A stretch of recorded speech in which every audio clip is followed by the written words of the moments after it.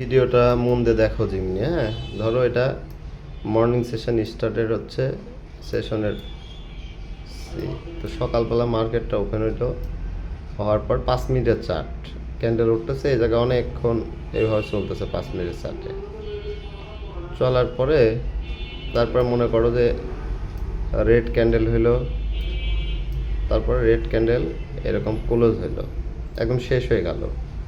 আমি just stop লসটা এই জায়গা দিলাম এসএল, আর এখান থেকে এন্ট্রি নেব। এন্ট্রি টেক প্রফিট ধরো এখান থেকে যা লস তার 5 গুণ বা 4 গুণ দিলাম।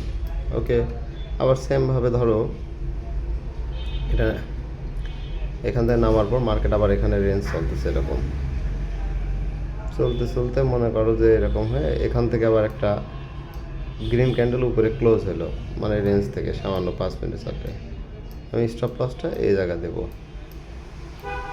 টেক প্রফিট এখন ওর থেকে 3, 4, 5 গুণ যা হয় হোক। ধরো এটা টেক প্রফিট এন্ট্রি হচ্ছে এই জায়গা, টেক প্রফিট 1:4।